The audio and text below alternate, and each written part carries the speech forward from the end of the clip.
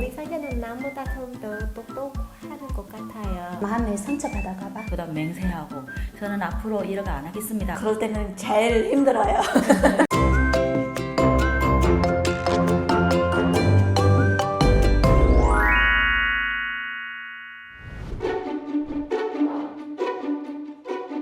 태교부터도 잘해야 돼요. 내가 처음에는 태교라는 것도 몰랐어요. 그렇지만 처음 아이 키우니까 아이에 관한 모든 책 다 가지고 와가지고 모는 것이에요. 그래서 거기에서 태교이라는 것은 알게 되었어요. 엄마는 항상 좀 편안한 마음 가지고 있어야 되고, 원래 큰 소리 지든 어떻게 좀 환반한 사람이라면 좀 얌전하고, 그 음악 많이 듣고, 특히는 그 클래식 음악 많이 들으면 아이들 뇌에 좀 잘 마단하는 것이라 연구 결과 나왔거든요.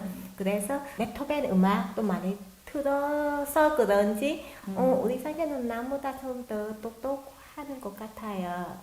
저는 원래 책이 안 좋지만 그렇지만 제가 아기 임신할 때 그냥 간단한 동화책 내가 읽는 것처럼 아이들도 들을 수 있으니까 그거는 자주 봐요. 저희 아이들이 동화책이 너무 좋아요. 책에 읽어보는 것도 좋아요. 네. 선생님들이 얻은 경험 있었어요? 아기 키우면 느끼는 약간 투자애기 날 때, 그때는 큰애는 지출 많이 했어요. 그때는 보통 엄마들은 작은 애부터 챙겨줘야 되잖아요. 제 상황에는 큰애는 일부러 조금 더 신경 써줬어요. 머리 만드는가봐. 마음에 상처받아가봐. 그쪽을 좀 조심히 좀 했어요.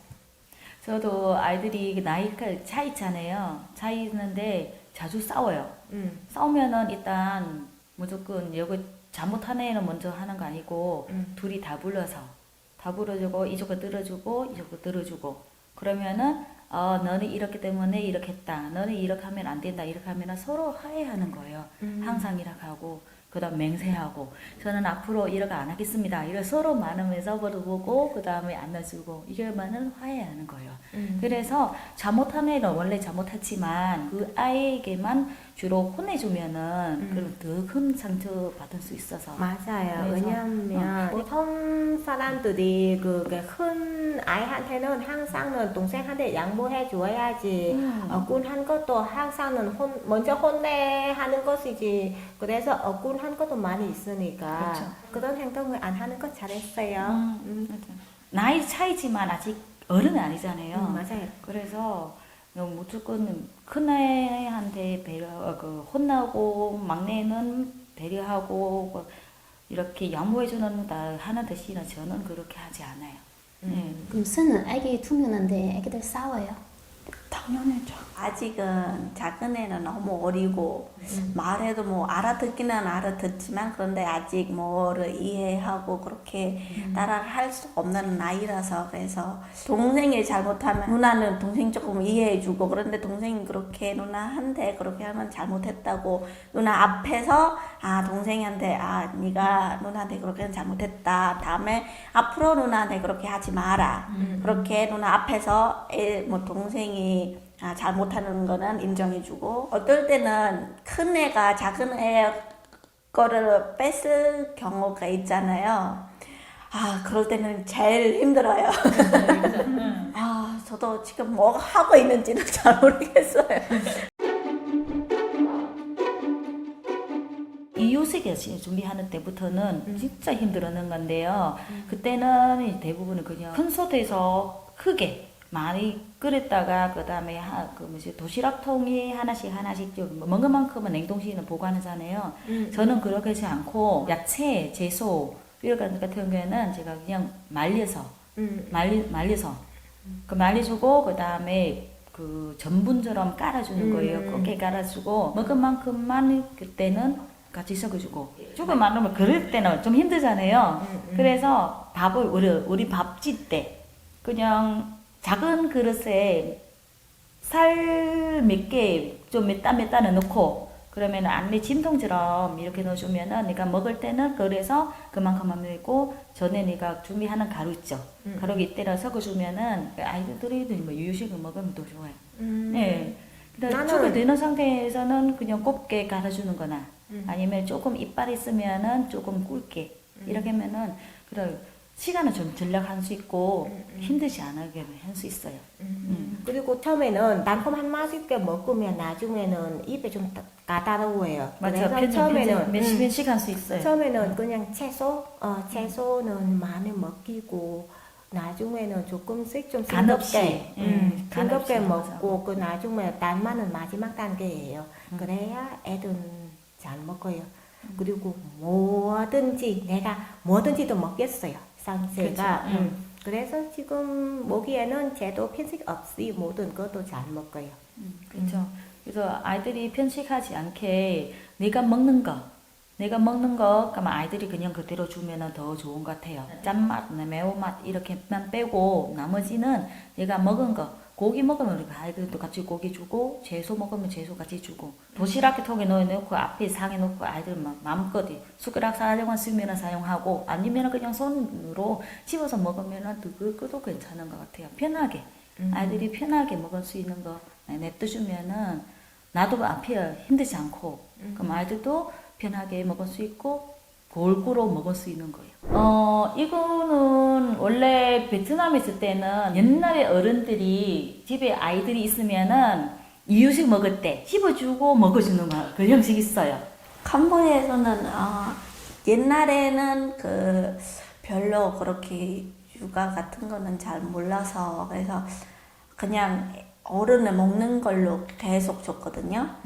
그런데 요즘은 많이 바꿔요. 한국 같은 경우에는 이유식 먹을 때 소금 넣으면 안 된다고 하는 건데요. 근데 베트남에서는 쌀가루 갈아서 아이들이 젖 먹을 때는 소금 조금을 넣고요. 제가 알아보니까 소금 가장 먼저 먹으면은 다른 맛은 못 느껴져요. 그래서 처음에는 그냥 아예 없이 양념 소금에 아예 없이 가장 먼저 시작했고 어느 정도는 좀 익숙했으면은 전분 말고 가루 말고 그러면 이건 쌀밥 하다가 그러면 국물을 말아주고 그러면은 으깨주고 그러면 먹으면은 더 시작하면 먹을 때 저도 그렇게 했어요. 네. 처음에 저도 베트남식에 따라서 먹겠거든요. 근데 그게 영양 많이 있으면 나중에도 면비 걸린 것이에요. 맞아요. 그래서 안 되겠다. 내가 공부해야 된다. 그냥 옛날 사람에 따라서 해주면 좀 안 되는 것 같아서. 그래서 옛날에는 그냥 민간요법을 이거잖아요. 그래가지고 어른들이 어떻게 하는지 나 따라서 하면 된다고. 맞아요. 근데 그렇지만 요새는 과학 교육을 많이 발전하잖아요. 그래서 지금 생각도 많이 바꿨고 아이들이 건강하기 위해 그래서 영양 어떻게 하는지 많이 충분히 옛날에 먹는 거 없잖아요. 밥 먹으면 왜 있으면 되잖아요 하니까 그래서 요새는 먹는 거 아주 많아 다양하고 그래서 어떤 것이 같이 먹으면 안 된다 이거만 같이 하면 안 좋다 하는 형식이 있어서 이렇게도 전문들이 현대 사람들이 많이 바꿨는 것 같아요. 내가 아직 기억하는 것은 우리 아빠가 애들한테는 새우 많이 먹이면 안 된다. 영양성분 너무 많아서 애들 많이 먹으면 그 설사 같은 것도 생길 수 있으니까 그래서 애들은 그 이유식 먹을 때 적당하게 한두 마리만 넣었으면 더 나은 것 같아요. 그냥 맛보기 그렇죠. 맛보기. 근데 중국랑 비교했을 때는 우리는 분유 이런 거 조금 생각보다 조금 많이 쟤를 먹으면 뭐 모양가 바꿀까봐 아니 예쁠까봐 그래서 젊은 사람들은 이제는 뭐 분유로 많이 해놓은 편. 젊은 엄마들은 이거 안 먹여주니까 애기 어떻게 크는 것도 몰라요. 그렇죠. 친정 엄마든지 시어머니든지 다 키워줬기 때문에. 그렇지만 아이들이 태어나면은 모유 먹어야 면역력이 높아요.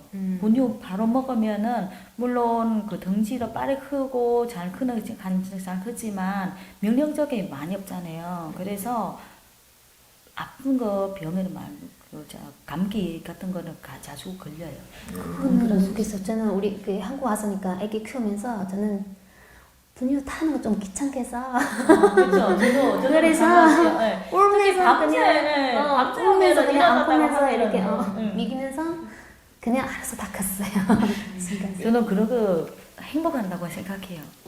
이제 나는 엄마이다, 이런 엄마 됐다 이렇게 생각해요.